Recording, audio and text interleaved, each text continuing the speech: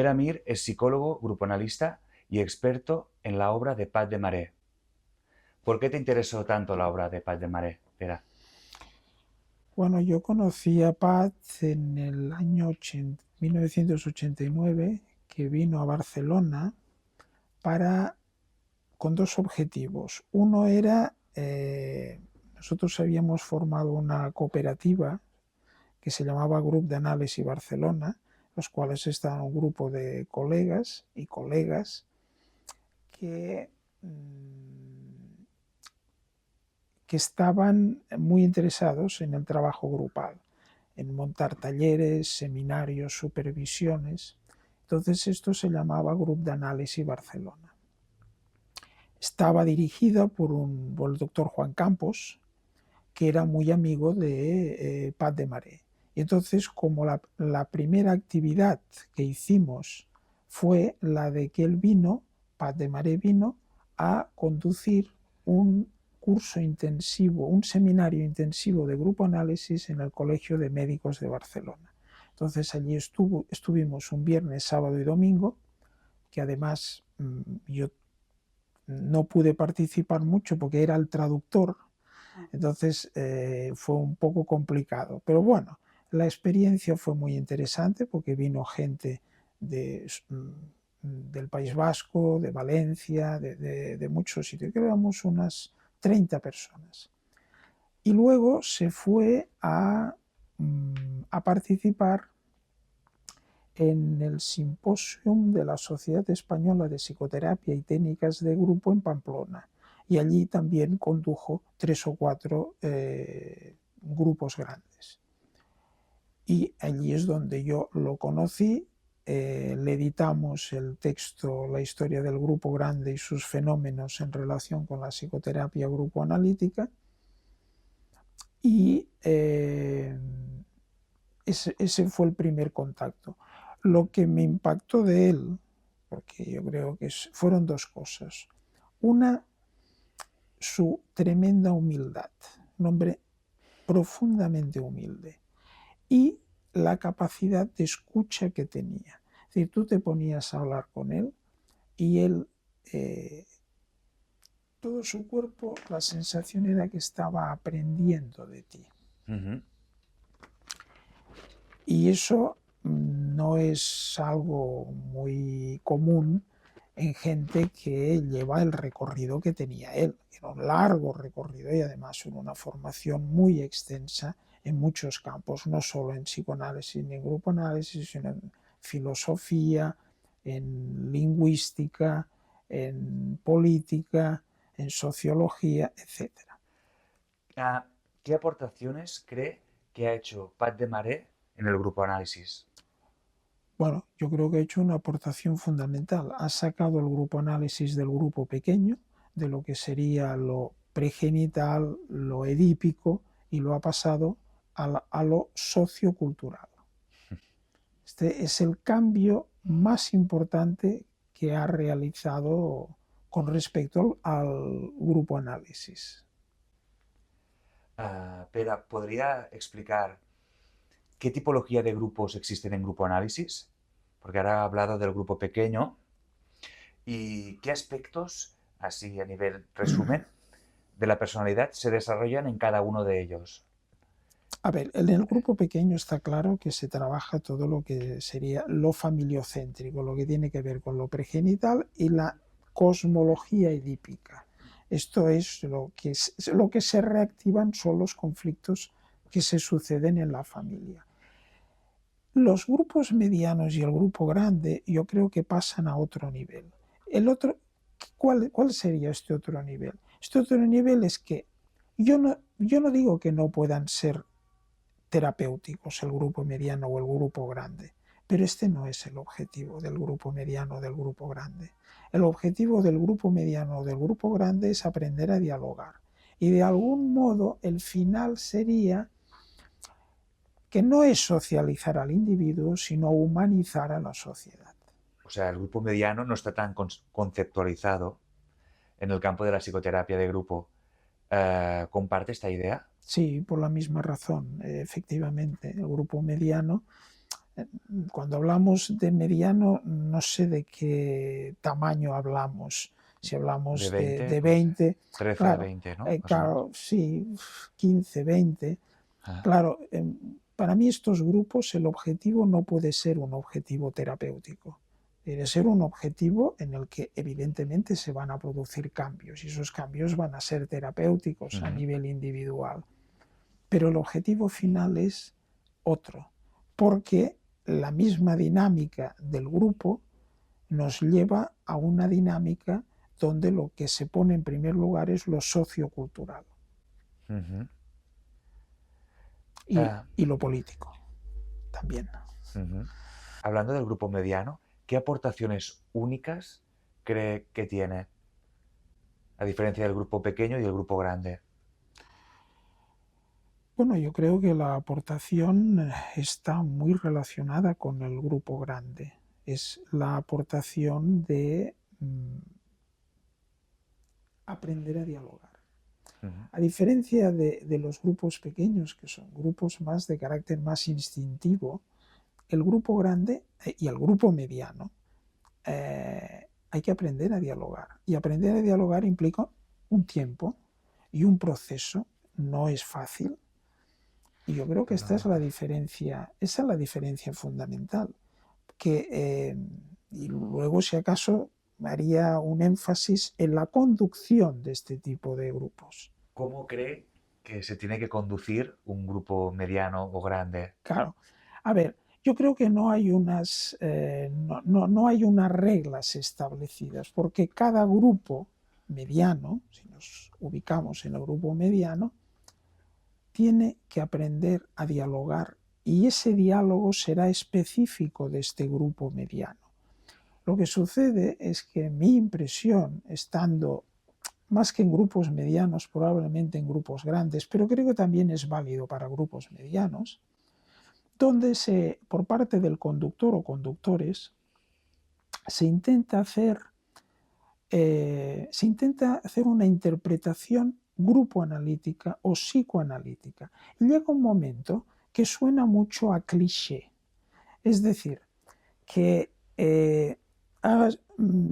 los fenómenos que se producen en el grupo mediano, que son fenómenos en lo que se destaca son aspectos socioculturales y políticos, lo que no podemos hacer es encerrar lo sociocultural y lo político bajo una interpretación ya sea grupo analítica o psicoanalítica, sino que lo que tenemos que hacer es ver cómo estas interpretaciones tienen cabida de manera diferente en esta nueva dimensión que estamos trabajando, que es lo sociocultural y lo político, lo sociopolítico, que no es lo mismo. ¿Y de qué manera cree que un grupo mediano o grande puede humanizar al individuo? A través del diálogo. Ujú, Yo creo que es fundamental. Lo ujú, que pasa es que el diálogo es algo, insisto, que hay que aprender y cuesta. ujú, Y cuesta. Porque yo creo que una de las dificultades, tanto en grupo mediano como en grupo grande, es el compromiso de la gente, de las personas que ujú. asisten.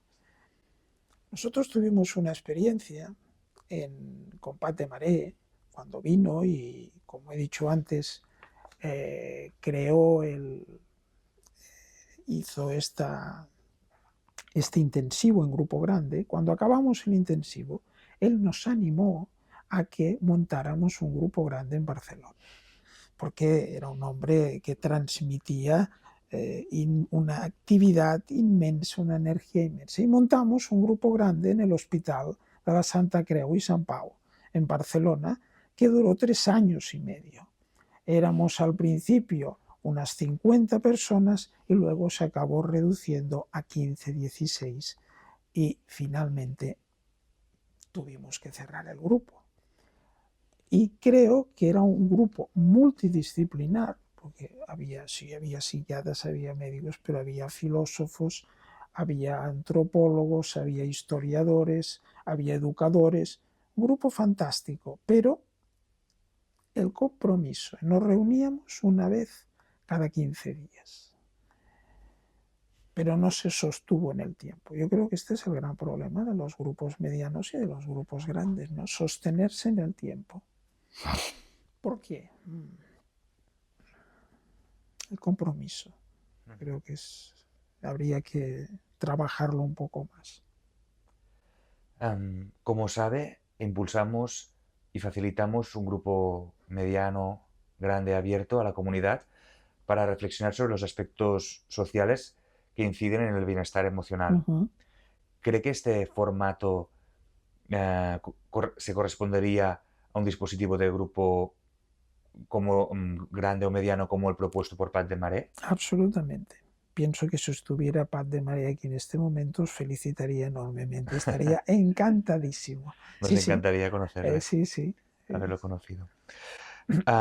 Se han realizado grupos grandes y medianos en diferentes instituciones, como comunidades terapéuticas, prisiones o escuelas. Sin embargo, no hemos encontrado este tipo de dispositivo abierto a la comunidad, impulsado desde la atención primaria o desde la sanidad pública. ¿Qué le sugiere esta iniciativa? ¿Tiene constancia de experiencias similares en otros lugares?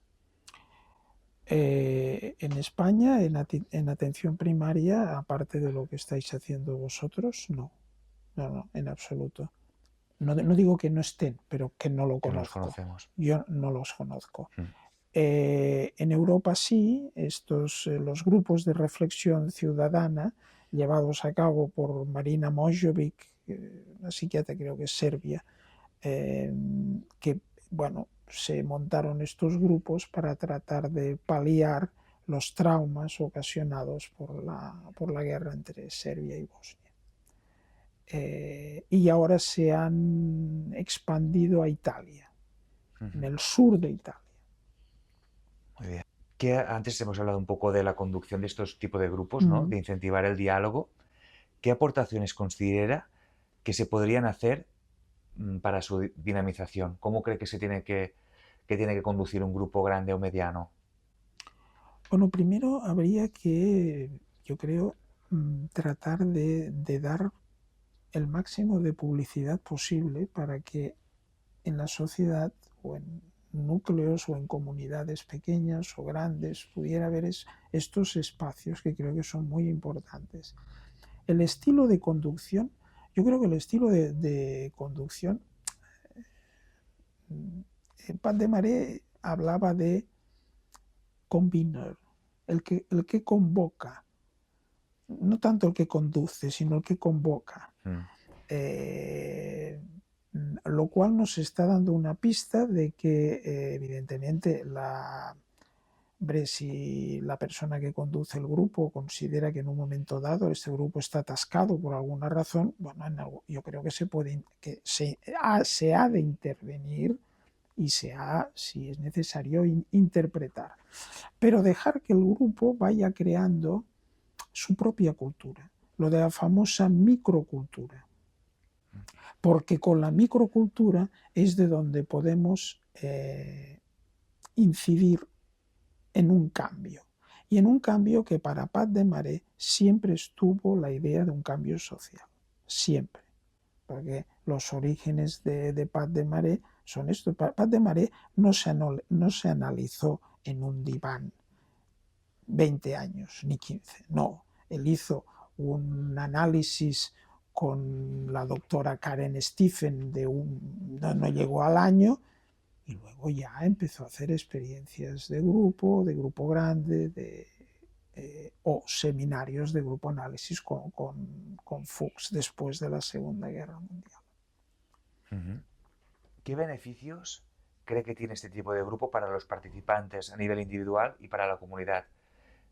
Preguntado de otro modo, ¿qué beneficios cree que tiene el diálogo? Enormes beneficios. Yo creo que tiene beneficios a nivel individual y a nivel grupal.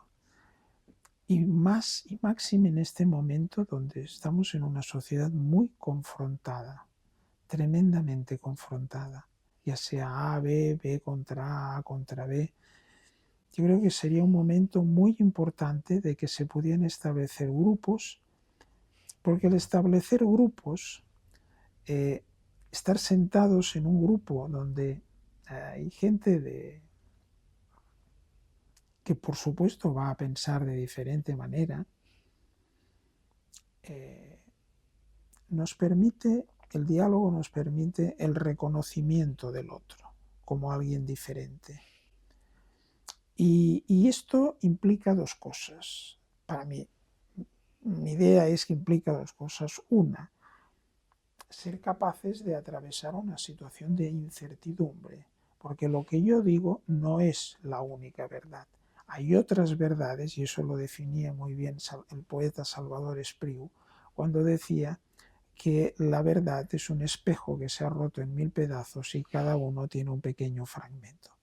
Entonces, el diálogo es esto, es aceptar que hay otras personas y que lo que me van a transmitir me va a hacer dudar de algunas cosas y reflexionar algunas cosas y viceversa.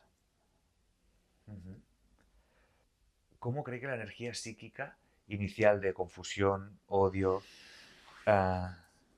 que es habitual en las primeras fases de los grupos grandes o medianos, puede transformarse en koinonia, que es el compañerismo interpersonal? Bueno, antes del odio está la frustración. En un grupo grande, esta ausencia de privacidad, de espacio único, angustia mucho, genera muchas ansiedades persecutorias, muchísimas. Los grupos grandes en esto tienen un manejo excelente en esto. Pero luego, en la medida que uno está y puede puede intervenir, puede tener su propia voz, yo creo que, bueno, teóricamente, Paz de María hablaba de este odio, que esto no es libidinal, que forma parte de la energía endopsíquica del yo, y que esta energía es la que a través del diálogo se va transformando en lo que él llamaba la koinonia o compañerismo no personalizado. Y esa koinonia nos llevaría a este estado, digamos que es un estado amable, es un estado de reconocimiento del otro, que es un estado de creativo, yo diría, donde cada uno tiene su voz, pero las distintas voces pueden establecer como una coral de voces en las que una vez se ha pasado de la biocultura, la sociocultura y se llega a la idiocultura, que sería en la biocultura estaríamos hablando del principio del placer, en la sociocultura del principio de la realidad, y en la idiocultura estaríamos hablando del principio de significado. Y creo que ahí es donde, en esta microcultura que se crea, es donde se puede intervenir y nos damos cuenta de todos los aspectos socioculturales, sociopolíticos que interfieren y dificultan en nuestro quehacer social, en lo de humanizar a la sociedad. ¿Cree que estos grupos son comparables a las ágoras griegas? Bueno, no sé exactamente cómo funcionaban las ágoras griegas, pero sí que queda claro una cosa: en las ágoras griegas los esclavos no podían participar, las mujeres tampoco y los extranjeros tampoco, con lo cual yo creo que en algo hemos avanzado en este momento. Pero sí, la idea del ágora era que cada persona tuviera su voz. Y yo creo que en estos grupos, ya sea grupo mediano o grupo grande, el objetivo sería que cada persona tuviera su voz. Y yo creo que se tiene que pensar como que si cada persona tiene su voz, es un avance importante en democratizar la sociedad. Vale. Yo creo que estamos en un momento social en el que tanto un grupo mediano como un grupo grande serían dispositivos muy importantes para acercarse a los conflictos sociopolíticos que tenemos en la actualidad, no solo a nivel de nuestro país, sino a nivel de Europa, a nivel del mundo. Es decir, yo creo que estamos en un momento, lamentablemente, de mucha confrontación y de muy poco diálogo. Y creo que este tipo de grupos posibilitaría el que se pudieran iniciar diálogos que a la larga, lo he mencionado en otro momento, de lo que se trata es de humanizar a la sociedad. Y esos diálogos nos conducen inevitablemente la posibilidad de implementar este tipo de grupos y los diálogos consiguientes a poder establecer situaciones de muchísima menos confrontación y de reconocimiento del otro como alguien diferente.